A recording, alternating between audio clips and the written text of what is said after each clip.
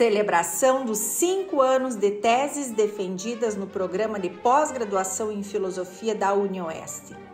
Afinal, qual é a tese da tua tese? Olá a todos e todas que acompanham o 26º Simpósio de Filosofia da UniOeste. Começo agradecendo a professora Esther pelo convite, professora Esther Reuser, para a elaboração desse vídeo, então, para trabalhar e discutir as nossas pesquisas. A questão, então, é qual é a tese da tua tese, 5 anos de defesas de teses no programa de filosofia da UniOeste. É uma alegria já completar 5 anos. Então, eu apresento para vocês a faísca que acendeu a minha pesquisa, como solicitou, então, a Esther. Menos a parte teórica, digamos, vou contar um pouco de como a pesquisa foi se desdobrando, que acho que esse é o objetivo. A tese, né, é pública, pode ser facilmente acessada. Então, vamos lá. Então, eu diria que começou a ideia de fazer o doutorado quando eu estava concluindo o mestrado. Então, a banca, na defesa do mestrado, na época, notou na pesquisa que eu estava deixando uma questão em aberto, que não tive fôlego, então, naquela época do mestrado, que era a respeito da Antígona. Surgiu essa possibilidade de estudo. Na época, então, eu trabalhava as contribuições da filosofia para a formação do psicanalista, pensava Foucault, pensava Lacan, surgiu o conceito de parresia naquela época para fazer uma distinção, então, entre livre associação na psicanálise, como fazer clínico, e a parresia no conceito elucidado por Foucault. Então, quando eu fiz o projeto, e iniciei até o doutorado, ainda não estava claro mesmo o que depois se tornou a tese da tese. Então, eu sabia que eu queria trabalhar a parresia, comecei a desenvolver ela, mas ela ficaria mais ligada a uma ideia de contraposição a psicopatologização, dava mais ênfase a esses textos que o Foucault vai nos ajudando a pensar melhor, vai criticando algumas posições dogmáticas dentro da própria psicanálise ou do fazer psicanalítico. E na medida que a pesquisa avançou, eu pude, então, primeiro trabalhando com a Antígona, indo nos textos, né, principalmente o seminário 7 sobre a ética da psicanálise, então, que eu havia já trabalhado, mas não tinha trabalhado esse capítulo específico, que é mais ao final do seminário 7, e retomar os 3 últimos cursos do Foucault. Então, ela foi se construindo primeiro com a Antígona. Então, o primeiro capítulo versa sobre isso. Eu discuto, então, e defendo a ideia de que a Antígona, ela teve uma posição parresiasta, foi uma parresiasta, porque ela, então, como esclarece o Foucault, a parresia é a possibilidade do franco falar, é a possibilidade de fazer uma contraposição a um pensamento hegemônico, enfrentar uma postura tirânica, e aí, então, a partir da Antígona, eu retomo alguns conceitos dentro da psicanálise e mesmo dentro da teoria de Foucault a respeito da submissão da mulher, da ideia de sofrimento psíquico com algumas imposições que são sociais, que são estruturais. E aí, então, eu começo a pensar melhor a ideia do feminino, começa a surgir, então, digamos, aí vem a coisa da faísca, que depois a tese fica girando toda em torno da feminilidade. Então, depois de Antígona, então, vou conhecer melhor Safo de Lesbos, Aspásia de Mileto, Idelgarda de Bingen, Cristina de Pizan, Mary Wollstonecraft, Marie Olympe de Gouges, Lou André Salomé, Gabriela Mistral, e termina com Nísia Floresta. Então, são muitas mulheres reais, né? não fictícias como Antígona, na peça de Sófocles, que agiram também de modo parresiasta.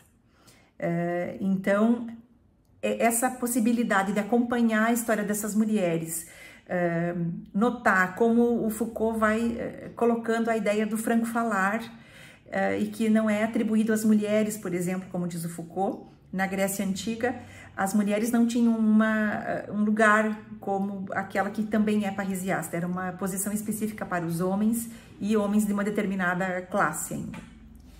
Então, esse é um primeiro pensamento, defender, então, a parresia para as mulheres, então, desde essa ideia da Grécia Antiga até a Idade Média, depois a modernidade até a atualidade.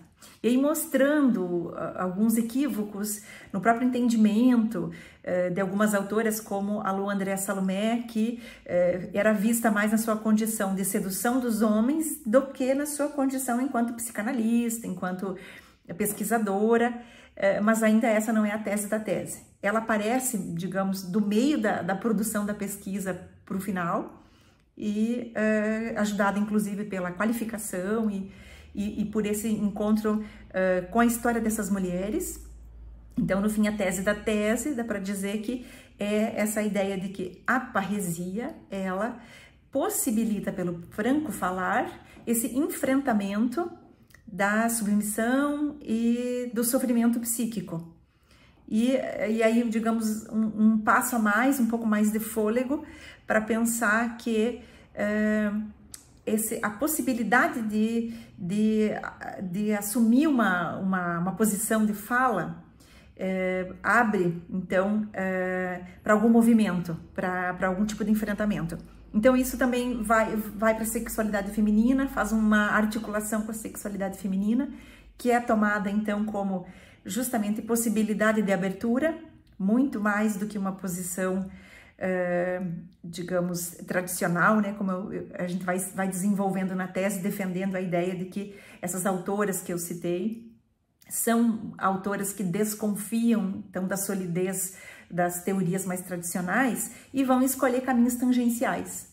Cada uma, a partir da sua história, encontrou uma maneira de se posicionar dentro do seu contexto.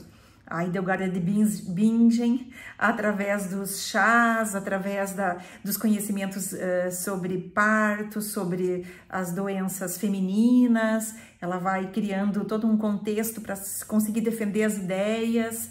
A Cristina de Pizan do mesmo modo, criando estratégias. Cada uma das autoras encontrou uma maneira de falar ou de defender um modo de agir, um modo de ser que seria feminino e que não precisa necessariamente ser comparado ao masculino, ou como na tese aparece em vários momentos, se uma mulher age de uma maneira diferente daquilo que é esperado por esse pensamento hegemônico, então vou colocar assim, ela então estaria agindo de uma maneira masculina, ela teria uma posição, a posição que se espera para o homem. Então, aquela que defende uma ideia que se contrapõe, ou que seria uma atitude masculina, defender um pensamento que é contrário à maioria.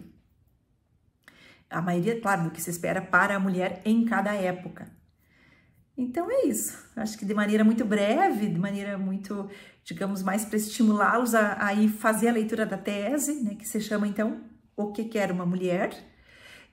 Uma experiência parrisiasta em torno dos enigmas da feminilidade.